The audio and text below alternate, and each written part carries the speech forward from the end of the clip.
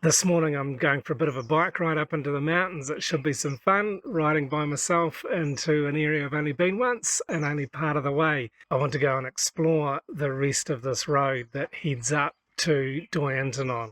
And as I do, I'll share some thoughts about my experiences of travelling solo, which I've enjoyed doing many times over the years. The road that I've decided to travel today wraps around the back of our village and alongside the national park and then disappears up this valley. Up the valley there is a landmark rock. It's known as the head of the tiger and is visible from a long way away. We see it every day from our garden.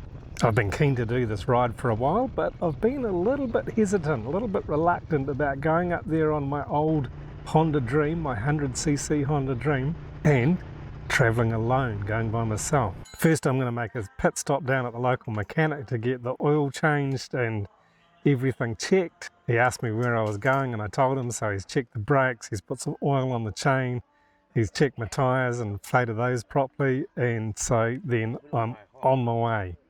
And as I ride today, I'm going to share a few thoughts concerning solo travel that I've enjoyed doing since the first time I travelled overseas. Travelling alone, there's no peer pressure, there's also no support, there's also no one to bounce ideas around with. So it tends to enhance your critical thinking and being able to make choices alone. It's certainly something that helped me to grow and helped me to become less introverted, and also something that was a real boost for my faith. When I left New Zealand the first time, I was travelling with a friend. We travelled from Auckland to Vancouver in Canada. And while I was there, even before I'd cleared the airport, I had the amazing experience of meeting the legendary bluesman John Lee Hooker. My friend and I spent about a week together in Vancouver, and then we were separated. Purposefully so initially. We were going to spend a few weeks apart and then connect again. We didn't manage to connect again, and remember, this is in the days with no cell phones and no internet, and communication was a bit patchy. So I headed over to Victoria on Vancouver Island and my friend headed up to Alaska. And while I was in Victoria, I found an amazing second-hand bookshop and managed to make some good purchases there. One of them being a book that I had wanted to read for a while. And in a letter home that I'd written at the time, I write, yesterday I found a really good second-hand bookshop. I bought a book I've been meaning to read for years. It's called Zen and the Art of Motorcycle Maintenance by Robert M. Persig. The note inside the cover reads, "The real cycle you're working on is yourself." And so for this video I thought it was pretty appropriate to share something of this as part of the story, because I've actually just reread the book after nearly 40 years. And I really like the style of the conversation as it unfolds in the book. It's the guy riding his motorcycle, sharing thoughts about where they're riding, what they're seeing, and how the bike is running, as well as sharing some deeper thoughts that he's having along the way. So this is the inspiration for this style of video that I'm making today. When I started out, as I said, I was travelling with a friend and we had great plans to hitchhike across Canada, then down to New York and catch the very first Virgin Airlines cut price fare from New York to London, which was at the time $199 US. But when we became separated and my friend didn't turn up when he'd suggested that he would, things had changed for me, circumstances had changed, and I realised I just needed to be moving on from where I was. So on my 22nd birthday, the 2nd of September in 1986, I stood on the side of the road in Victoria and stuck my thumb out. And I was actually quite surprised after a very short time when somebody stopped to pick me up. This was me really stepping out. This was me getting out of my comfort zone very much so. I'd never hitchhiked in my life. I wasn't sure what it was going to be like. There was certain anxiety, certain fear and concern, but also an amazing sense of adventure, and particularly to be doing this on my own since I'd become separated from a friend.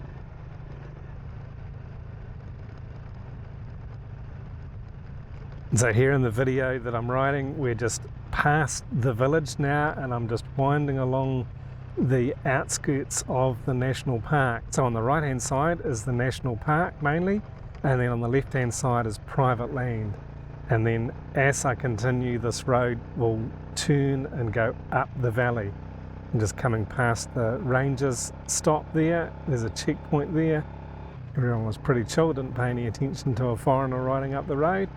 And now it's really going to take a turn up into the mountainous area of the national park. I do not expect to meet many people up here, but as I travelled in Canada, it was all about meeting the people.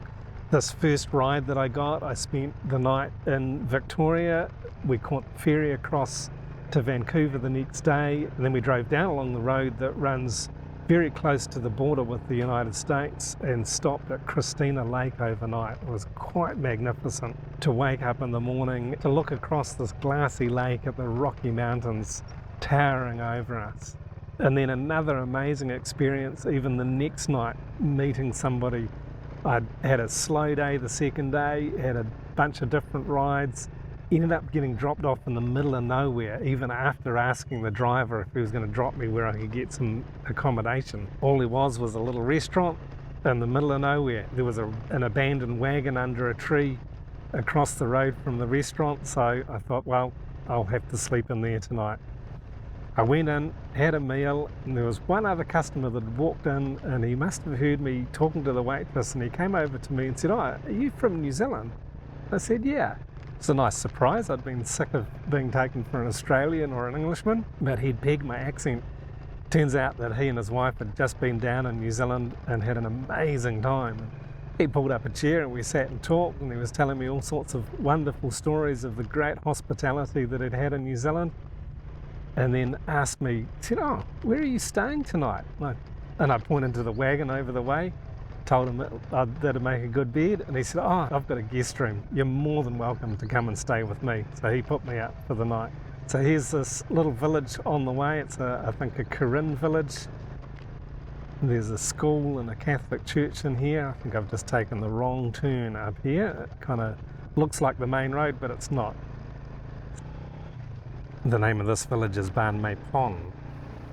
So on only my first 2 nights out hitchhiking, I had amazing experiences of meeting people, of connecting with friendly people who did more than give me a ride in their car. They also provided me with accommodation for the night. And this was the beginning of more and more experiences like this, when I was able to connect with the right people along the way. The following day, I went across the Rockies in one hit. I got a ride that took me right through to Calgary, but we stopped at a hot pool, a natural hot pool in the middle of the Rockies somewhere near Banff, I think. Then I was dropped off at a hostel in Calgary, where I met an Englishman who had done a substantial amount of hitchhiking. I was pretty nervous. I hadn't done it before, and my family in Victoria had said, "Oh, don't get stuck on the prairie. It's going to be winter time soon. You don't want to get stuck out there. There's nothing to see. It's really boring. You should fly or catch a train or take a bus." But I was determined to hitchhike. I thought, no, I've never seen anything like a prairie in my life. New Zealand's way different than this. I want to hitchhike. But I was still a little bit worried about how I might go. So talking to this Englishman, he had hitchhiked from the east coast of Canada right across and then all the way up through the Yukon to the Alaskan border, and he had not been allowed in. They wouldn't let him in because he didn't have a ticket. Then he managed to catch a ride back down to Saskatchewan for free in a light aircraft that was just taking off from a nearby airfield. So he was incredibly encouraging, and he said if I'd come through the Rockies in just one day, I had definitely not seen enough of them, and that I should go back and have a decent look and a decent amount of travel, spend a few days in the Rockies, because if I didn't, I'd end up regretting it for the rest of my life. So the following day I hitchhiked up to Edmonton, spent a couple of days there, having an amazing couple of days riding around on a bicycle in the sunshine, And then I headed into the Rockies to a little place called Moline Canyon, somewhere near Jasper, and spent a few days there in a hostel that had no running water. The running water was in the river and no electricity, and they had a big black dog to chase the bears away. It was super rustic. I had an incredible time there, sitting around the campfire at night with people from 7 different nations, some who were riding motorcycles around North America, others who had spent a good amount of time hitchhiking. So I began to hear more stories from people and how they had chosen to travel and why they were traveling the way that they were. So it was super encouraging. And then from there I got a ride, spent a couple of days with an American guy from Philadelphia, a man named Ken, and had an amazing time with him exploring around Lake Louise and a few other places before heading back into Calgary, and then dropped outside of Calgary so I could continue hitchhiking. And then that day I was picked up by a man named Pierre who was travelling home from work. He worked in British Columbia and he lived in Quebec. So he was driving pretty much across the whole continent. And this turned out to be a real game changer for me. It was a significant moment in my trip. I didn't realise at the time when I got in his car that we would actually end up travelling all of the rest of the way together. That evening we stopped in Regina and he offered me a ride the next day. He dropped me at a youth hostel, said, "Hey, we seem to be getting on pretty well. If you'd like, I can pick you up in the morning and we can continue to Winnipeg together." And so we did that, and then the same thing happened in Winnipeg, and then all of the rest of the way we travelled together for the next few weeks. Something really interesting that I didn't notice until later was that I did not get photographs of many of these people that I was meeting, which seems to me now very strange. But back then I was very introverted, I was very shy about taking photographs of people, and now I've really come to regret it because I don't have photographs of these people that I connected with, that were good enough to pick me up in their vehicles, were good enough to give me accommodation for the night, that I spent long hours travelling with and a deep conversation together, but there was no photographs. And this is really strange to look back at it now and think, wow, how much I've changed, because now if people ask me what do I like to photograph, most of all I like to photograph people. And this was something that I was just beginning to learn more about as I travelled. And so I was travelling solo, as I was travelling by myself, learning to be more comfortable connecting with strangers because I had to. I was only meeting strangers, I was only meeting people that I didn't know. I was well out of my comfort zone, and I began to realise reasonably quickly that I needed to connect with people to make the most of the journey and to learn about what I was doing. But the closer I got to the east coast of Canada, the more I'd started to worry about what was going to happen next. I was on my own. I didn't really have much of a plan. Our plan was to go to New York together. I'd never been to New York. I knew it was going to be expensive. I was a bit concerned about it being a dangerous place and a huge city, the likes of which I'd never been in before. It was probably 3 or 4 or 5 times the population of my country. But in another letter home written from somewhere around Toronto, I had said to my parents that I'm happy most of the time, and I think my worry may be connected with the fact that I'm by myself and have a lot to learn about travelling. I listen to what everybody says about their travels, and I've learned a lot from the people who I've met in the hostels along the way.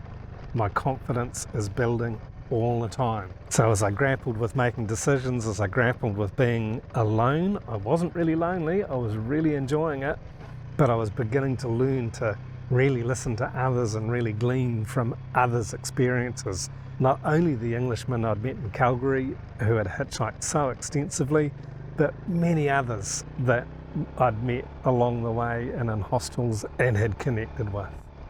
As I continued up the mountain this day on my motorcycle, it was a fabulous clear day, blue skies, virtually no wind, and it's still relatively cool at this time of the year. And I was happy that I still had a sealed road. I'd been up this far before when I came up with one of our local guys who manages the water system in the village. He showed me where the water source for our village comes from. So I was pretty confident that the road was good for a good part of the ride, but I wasn't sure. I'd asked a number of people, and I don't think any of the locals have been up here for a long time, and they were not sure if the road was sealed, or I wasn't clear. It may or may not be sealed all the way. At this point, I just wasn't sure, but just enjoying the ride, taking it slowly. My little motorcycle was just chugging along finally, straining a little bit here and there. It gets pretty steep, so sort of struggling along in first gear some of the time. But I was feeling quite good about it. It was sounding nice, the brakes were feeling good. There was no unusual noises happening, and I was just enjoying taking in the scenery and thinking about where I was travelling, always being really vigilant on the road, particularly in areas like this where there's a lot of dust and silt on the road at this time of the year in the dry season. And this can be very dangerous because it's very easy for your motorcycle to lose traction and slide out from under you on a paved road with this amount of dust on it. So just taking my time and doing it carefully, and enjoying stopping along the way here and there to fly my drone and to make some video and to capture some of the beauty of this mountain ride from an aerial perspective. As I continued to travel across Canada, I really was enjoying traveling with Pierre. He was stopping for a night or two in some of the cities along the way where he had friends and family staying. He'd drop me off at a hostel and then tell me he'd be back in 2 or 3 days to pick me up again, and we continued to do this. So spent some time in Winnipeg, spent some time in between Winnipeg and Toronto just overnight. We had some long driving, and it was really incredible travelling across the prairie, seeing the wide open spaces. The wheat had already been harvested, getting to the middle of September. And then fabulously, as we came to Ontario and north of the Great Lakes, we got into the maple forests, and I had never experienced anything like that in my life, and I have never experienced it again. It was absolutely magical. The rolling hills full of maple trees in the autumn, in the fall, the colour was just absolutely spectacular, absolutely breathtaking. And I can still remember driving into Toronto. We got there right on rush hour. I'd never seen so much highway and so much traffic in all my life. And I have a very distinct memory of this being the very first time that I'd listened to the album Thriller by Michael Jackson. It was a wonderful memory for the first time to listen to a great album. I spent a couple of days in Toronto enjoying wandering around there, going up the CN Tower, the highest viewing platform in the world at the time, and then carrying on. But I was still concerned about how I was going to get to New York and how I was going to manage that side of things. And I think it was when I was spending a few days in Ottawa, I decided to shop around and see if there was alternatives for getting across the Atlantic Ocean. And I managed to pick myself up a ticket departing from Montreal and flying to Paris. And this was great because although London had been our plan, I was actually heading to Holland. I'm half Dutch and I have Dutch nationality, so I knew that I'd be able to easily stay and live and work in Holland without any problems. Remember, this is before the foundation of the European Union, so there was more border crossings, there was more restrictions on who could work and where you could work in Europe. But I knew once I got to the Netherlands, I would be okay. And so managing to score a ticket from Montreal to Paris was great because it meant I didn't have to go to New York, I didn't have to go to London, and I didn't have to make my way across the English Channel. So I was pretty thrilled about this. And in a letter home from Quebec, I was writing that I'm learning so much from my experiences traveling. I'm meeting all kinds of people and hearing all of the good things and the not so good things, and learning how to avoid mishaps and hassles. I'm happy most of the time, but sometimes I'm still worrying too much about things. But now that I have my plane ticket and don't have to go to New York, I'm a lot happier about that. So this is one of the aspects of solo travelling that is pretty challenging to a lot of people, because it's not something many of us tend to do alone, is to make big choices on the spur of the moment that are going to affect the next stage of our lives. But here it was, and I was very confident that I'd made a good choice, that I had a good decision in front of me, and that I'd also saved some money. Leaving from Montreal was going to be definitely cheaper than going to New York, and certainly flying to Paris, it was going to be cheaper than going to London, because then I could hitchhike directly to Holland. And it was also a cheaper ticket, because I spent 199 Canadian dollars on the flight rather than the cost of a ticket from New York, which would have been 199 US. So it was quite a diversion from our original plan to travel together from New York to London, and here I was travelling solo from Montreal to Paris. So learning to be flexible and to just go with the flow and adapt and discover more adventure. With a cheaper, quicker and easier route, I was quite happy about this. So after buying the ticket, I told my friend Pierre when he picked me up again the next time that I wouldn't be able to go to Quebec with him. I'd have to stay in Montreal because I was flying out from there. And he asked me, well, when's your flight? And I told him the date, and he said, well, I've got to go to Quebec, but I have to be back in Montreal the day prior to you flying. So if you'd like to come to Quebec with me, you're more than welcome. So that was fantastic. I had an amazing time in Quebec. And then a couple of days later, Pierre picked me up again and we returned to Montreal. And as he dropped me off at the hostel in Montreal, Pierre asked me, what time's your flight tomorrow, Kev? And so I told him, and he said, okay, I'll be here at such and such a time to pick you up, and I'll drop you off at the airport. We may as well finish this journey together. And I couldn't have been happier. That is, until I went to check-in at the airport the following day. Pierre dropped me off. I rocked into the airport feeling on top of the world. I just had an incredible experience travelling across Canada, probably about 8,000 kilometres or so of hitchhiking. And as I went to check in, the guy at the check-in counter was chatting with me a bit. He'd seen my backpack and said, oh, have you been travelling across Canada? Where have you been? And so I told him where I'd been, and he's like, oh man, you've seen far more of my country than I have. So we chatted a bit about that, and then he said, oh, excuse me, sir, whereabouts would you like to be seated? I didn't even give it a thought, so I said, oh, just surprise me.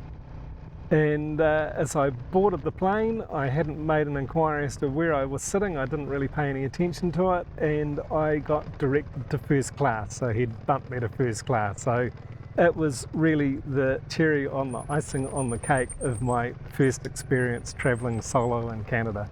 It was just magical. And then the following day, as I arrived early in the morning in Paris, I'd had some concern about my previous bad experience crossing a border coming into Canada and having some problems. But arriving into Paris couldn't have been easier. The guy at immigration didn't even talk to me, stamped my passport, sent me on my way. And then at the customs, there was basically no checking being done at all, so I just wandered through. I'd intended to only spend a day in Paris because I knew it was expensive. I didn't have much money and I really wanted to get on to Holland. But I thought, wow, I've got to do one thing in Paris. I can't leave Paris without doing anything. So it's like, oh, do I go to the Louvre, or do I go to the Eiffel Tower, or to Notre Dame? Or will I go and visit Jim Morrison's grave at the cemetery where he's buried in Paris? So that was my choice. So after landing in Paris, I found a map of the city and opened it to discover there was a whole lot of cemeteries in Paris. I wasn't sure which one that Jim Morrison was buried at, so I made my way to one of the bigger looking cemeteries. And so I was standing on the street, figuring I was in the right place and couldn't really see any gravestones or a sign of a cemetery. An American gentleman stopped and asked me if I was lost. He could see me looking at the map. And so I said I was looking for the cemetery, and he said, well, you're in the right place. It is just over this wall, but you've got to go down and around the corner to find the entrance. And I said, oh, thanks very much. I'm just going to go and visit Jim Morrison's grave. And he said, oh, you've got the wrong cemetery. So we opened the map again, and he pointed out which was the right cemetery and showed me which metro to catch to get there. And eventually I found my way to Jim Morrison's grave, where I met a bunch of other travellers one who was kind enough to tear out a couple of pages from her Lonely Planet book, giving me instructions for how to hitchhike north out of Paris towards the Belgian border where I was heading the next day. So that was a great experience of landing in Europe for the first time. So after visiting Jim Morrison's grave, I made my way to the north side of Paris, found the correct highway to hitchhike on, and there was about 20 other people with the same idea. So I ended up standing on the side of the road there for longer than anywhere else in all my hitchhiking days. I was there for about 4.5 hours before getting a ride, but I got a ride with a guy that took me all the way to the border at Lille. He phoned ahead and got his father to put up a cot bed for me, so I was able to spend the night in their small apartment, and then the following day he dropped me off at the border crossing that still existed between France and Belgium. And it was just like a highway toll booth, and I could have just walked through without anybody noticing me because all the traffic was going through in vehicles, and I thought I'd better stop and ask if I need a stamp in my passport to go through. And so I found a guy, got his attention, he looked at my passport, put his hand up in front of me to tell me to stop, and then walked off into the building with my passport. And I thought, maybe I should have just kept on walking. He appeared a couple of minutes later and beckoned me down into the building. I thought, oh, this is not looking good. He had my passport in his hand, and as I walked into the room he was standing in, it was kind of an empty room, and there was a map of the world painted on the whole wall. And he pointed at the map. Tell me please, where is New Zealand? And waved my passport at me. And so I kind of chuckled and pointed right down at the bottom of the map to where New Zealand was. He proceeded to swear a bit in Dutch and asked me how on earth I'd managed to find my way to his border crossing. And so I showed him that I'd just hitchhiked across Canada. Well, he wished me well, stamped my passport, and sent me on my way. So then I continued on to hitchhike to Amsterdam.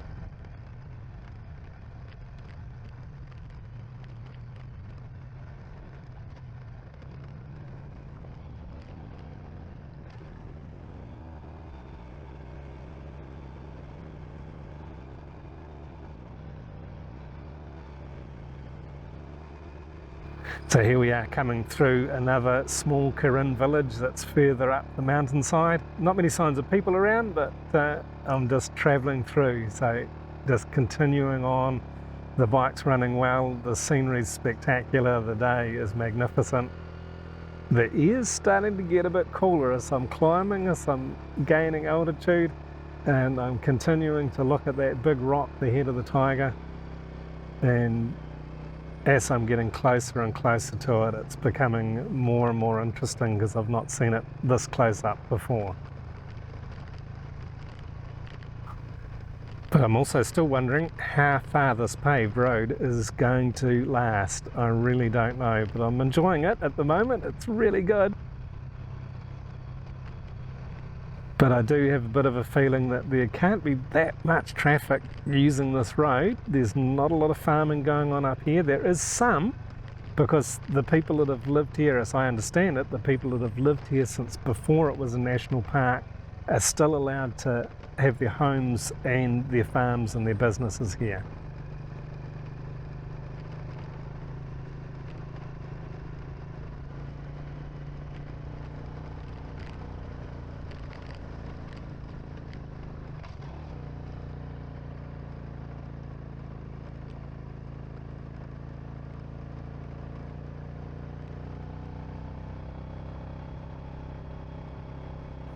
And this road is beginning to look a bit rougher than it had done further down. So it looks like I've come to the end of the pavement. So it's going to start to get a little bit more interesting now. I have ridden on unpaved roads quite a lot around where I live. There's lots of little tracks and back roads that are dirt or gravel or a mixture, and I do pretty well. I'm pretty confident on those now, but I haven't ridden in the mountains. I haven't ridden any sort of uphill or downhill on dirt tracks and gravel roads, so kind of wish I had some better tyres on the bike than the ones I have, but never mind, we'll just take it as it comes and hope the bike manages it and hope I manage it well.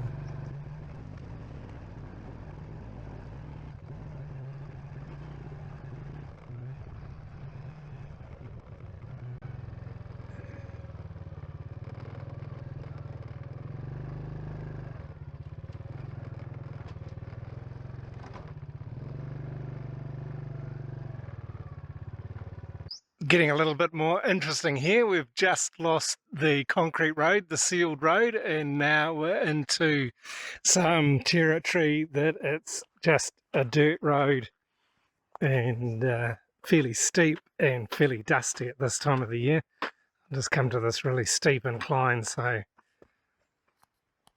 I thought I'd take a bit of a walk and have a look. Looks okay. The good thing about it is that there's no traffic, so I can just take my time, and yeah, the road seems fairly stable. Not a lot of rocks or anything, but it's just a lot of fine dust, so I'll just have to be really careful. Take it slowly, but it's absolutely gorgeous up here. It's so peaceful, and it is just lovely, quiet and cool, so good fun.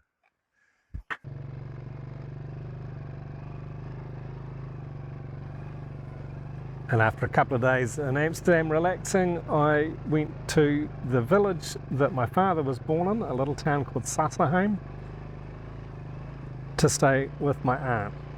And I lived there for a few months and really began to settle in and face some different challenges. What it was like to live in a foreign country with a foreign language that I didn't really speak any of. And so this was a whole new adventure for me. Taking it slowly, taking it easily, just really being careful about where I was riding, which side of the road I was on. Wasn't really worried about any other traffic because there basically was none. And it seemed to be that the road was pretty good most of the time. Just in a few patches it was a little bit dodgy, a little bit difficult. A few times I managed to get sort of trapped in the rut, but then just slowly pulled my way out of it and carried on. But really paying attention, really focused on the direction that I was taking and where I was putting the bike.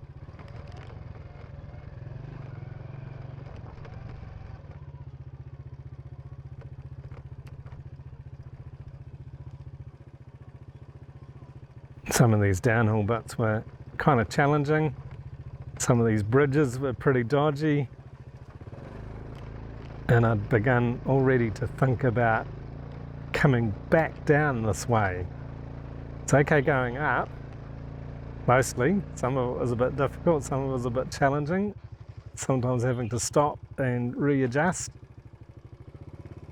And I was beginning to think about returning on the same road, coming back down the hill like this, and was getting a bit worried about it because of the amount of dust and silt on the road, that I was concerned about not being able to manage riding downhill in these conditions, because I didn't think that the bike would have enough traction, certainly didn't have the right tyres for it. And was kind of thinking, should I stop or should I continue? But I pressed on, because in the back of my mind I knew that I could always change my mind. I didn't have to come back down this road because I knew that it would join up with the main road that goes up the mountain eventually, once I got right around the other side of the head of the tiger. So I just kept on going. And so as I settled into life in the Netherlands, I really pressed in hard to learning the language. I found myself at the local library and managed to get some books and some cassette tapes that I could listen to the language. I was living in a non-English speaking environment with my old aunt, and I was working in a non-English speaking environment at the job I managed to pick up after a few weeks. And this was all extremely helpful for me getting on and learning basic conversational Dutch. It was not so difficult. Certainly far, far easier than learning the Thai language has been. And then of course I was also connecting with some other English speakers. My cousin Cora, who I used to connect with sometimes, I didn't see a whole lot of her, but she was my go-to language helper because she was fluent in I think 6 or 7 different languages. And there was an Englishman working in the same place as I was. He wasn't on my team, so I only saw him at lunch breaks. And then sometimes we'd go and hang out after work or on the weekends and stuff together, so it was good to have someone to converse with in English. And it was a very interesting time being out of my comfort zone and staying put in one place, not travelling, and getting used to life in another country, in another culture, with a different language, and living with an aunt who had been living by herself for a very long time. And from another letter home, I'd written at the time after I'd been there for about a month that I found now that I'm settling in much better. I think at first everything was so different, but now that I'm more used to the day-to-day living part of it, I'm less tense and anxious, and I'm learning better. And I can really feel a renewing day by day as I learn more about my new living situation. I'm alone quite a lot of the time at work, and I think heaps about it. And I'm becoming closer and closer to God, who is not seen but felt. And so for me, this was a very new experience of my faith. I'd been brought up in a Catholic home, I'd gone to Catholic schools, but here for the first time in my life, I was away from all of the religious influence in my life, but discovered that my faith was continuing to grow and fresh and new in really quite amazing ways. And so I was really enjoying the experiences of living, of communicating, of building friendships, and of my faith growing in a completely different environment than I'd ever been used to in the past. So as I'm riding, I'm stopping a little bit more frequently now, just assessing things, checking things out, taking stock of where I'm at, what's ahead of me. Seems to be getting a bit more shady. As I get into the forest a bit more, there's less farming happening out here.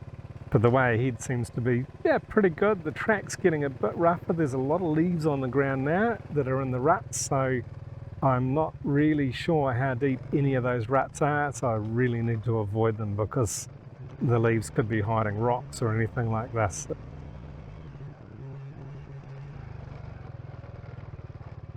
And then I did see this one guy coming past me at this point, as I was, really just growing more concerned about what the state of the road was going to be like further up, but he was somebody else coming down, so I thought, it must be passable. He didn't look like he was in any stress or having any problem with his travels. And as he got closer to me, I saw his shirt and just chuckled to myself at the message that it gave me, that it was written, "Don't quit."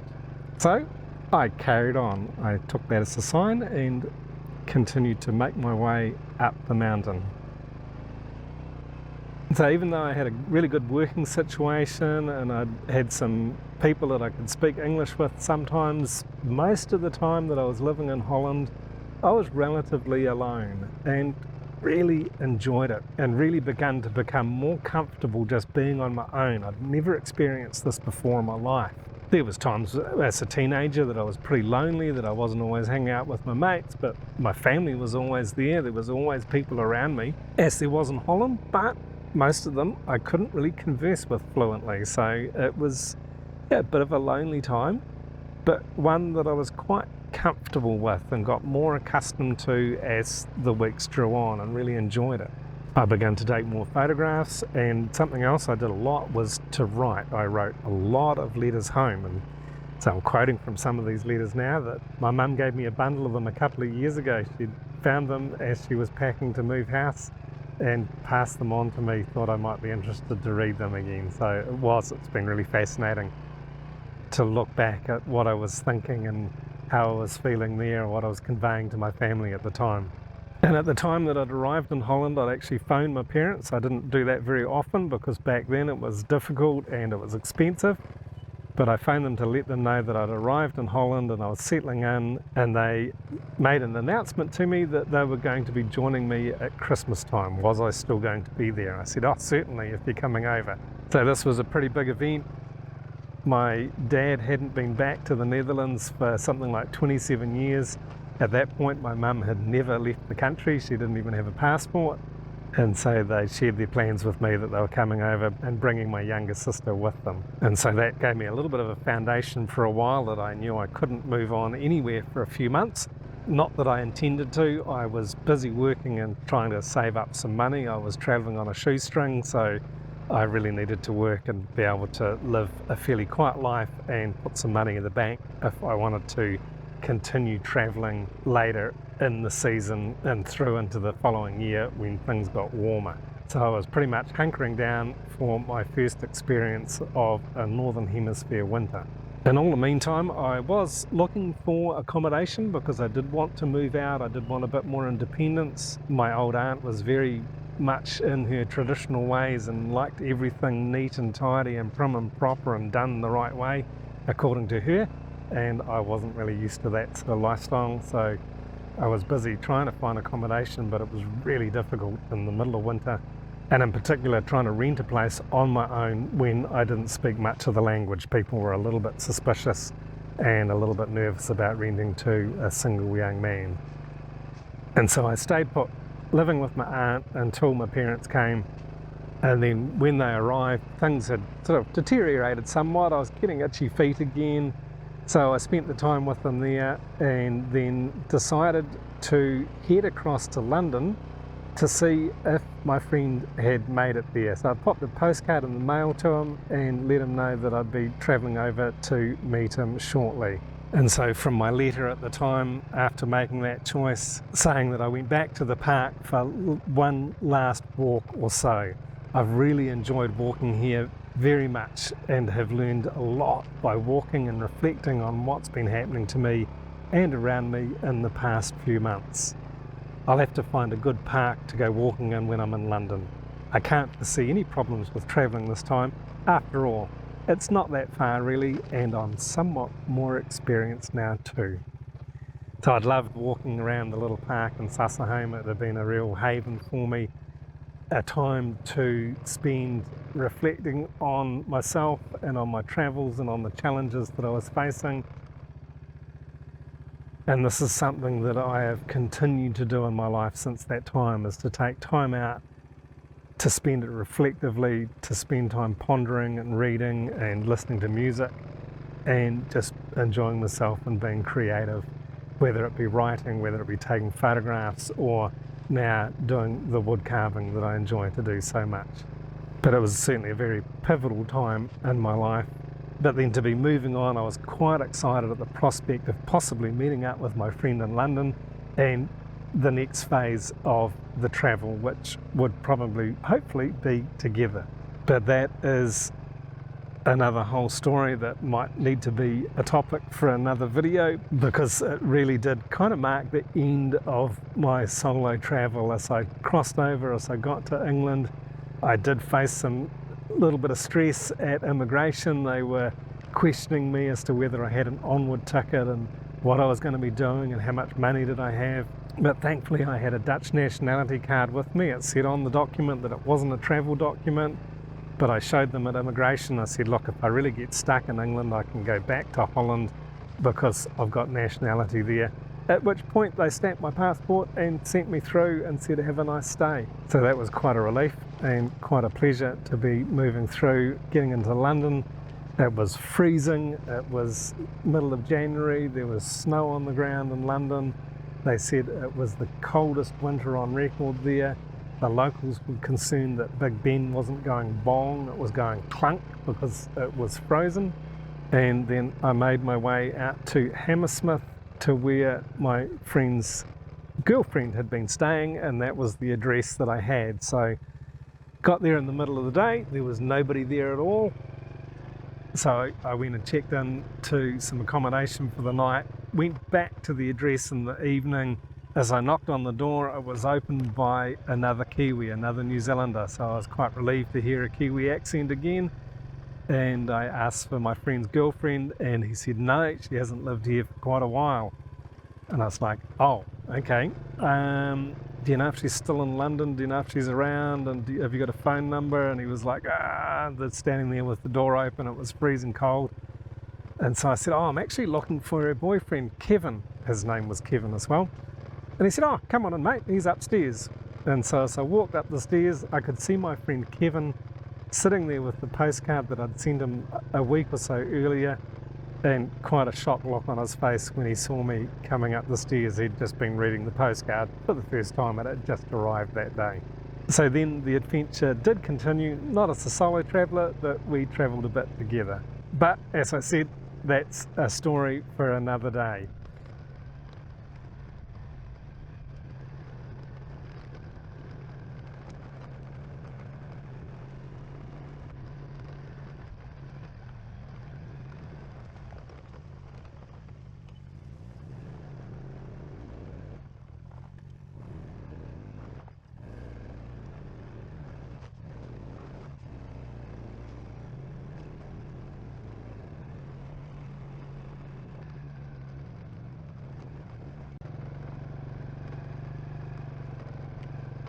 So here I am continuing to travel up the side of the mountain under the head of the tiger, and getting into some mishap there. The bike just got in a rut and the back spun out. There's a bit of loose gravel there and I just lost it. Wasn't quite sure what to do. I needed my hand on the brake, but it was also twisting the throttle, so the back wheel was just spinning. I ended up spinning around. So I thought, okay, I'll just sort of head back down to that little knoll there and take a breather, take a break, enjoy the scenery for a bit and reassess that piece of the road, because it looked a bit dodgy. It had some gravel laid down it recently that was really loose, and then as I continued on, I assessed the situation, and as I continued on, I was so focused on what I was doing and getting up that stretch of road, I forgot to turn the camera back on. So here we are a little bit further on, continuing carefully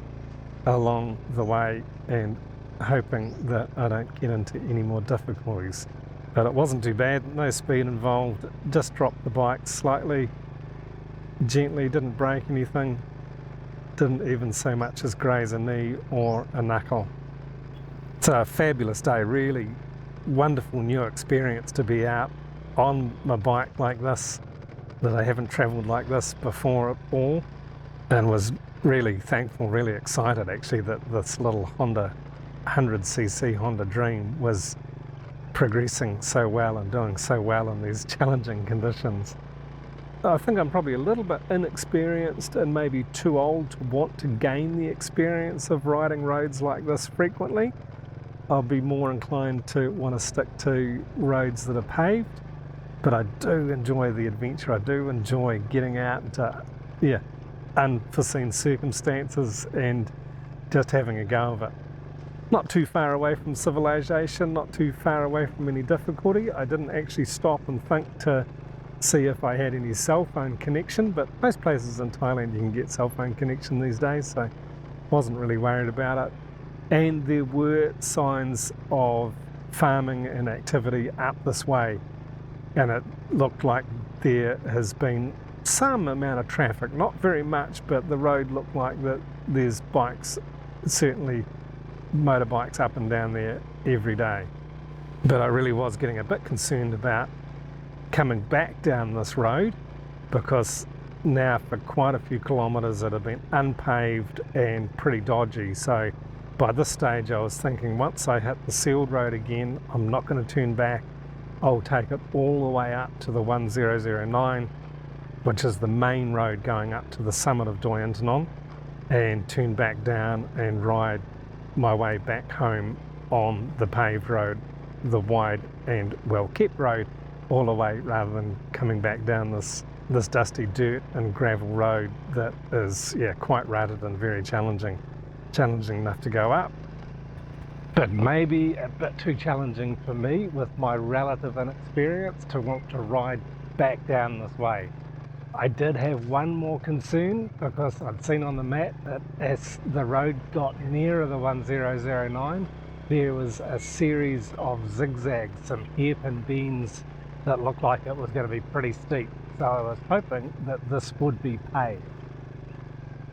And as I continued on my journey, as I rode a little bit further, I was very happy to discover that the sealed road was back again. It was a concrete road, and this was quite a relief to me. And just as I hit the concrete, my battery on this little action camera that I was using for making the video died. So that was the end of the video aspect of our journey, unfortunately. But I had a few more kilometers concrete road and then joined up with another road that was wider and really well sealed. And so by the time I hit that zigzag patch that I'd seen on the map, the road was really good and actually quite easy to navigate. I was concerned that I was going to be trying to navigate this series of hairpin bends on a rutted dirt road, and I wasn't really looking forward to that so much. So having it paved was a great relief. Then I just carried on a few more kilometers of quite easy riding, very pleasant riding up in the cool air and the beautiful lush green forest. It's definitely not so dry and brown up at that higher altitude. And the road that I was on then connected with the main road that goes up the mountain just north of the Hmong market that's there. So I headed back down, stopped for some lunch at the Hmong village that is where the Royal Project Gardens are, and made my way back home. And it was such a fabulous ride. It was so good. I was pretty tired at the end of it. The next day I woke up and I felt like I'd had a good workout the day before. Like I said earlier, I'm probably a bit too old to start really learning and wanting to get the experience on roads like this. So in the future, I'll be making videos, hopefully from paved roads. It was a whole lot of fun, and I do want to continue exploring our surroundings and just enjoy making videos. So I hope you've enjoyed this rather long video. If you'd like to see more from our channel here, please check out this video next. Thanks very much for watching, and if you've got any comments, please leave them below. Cheers.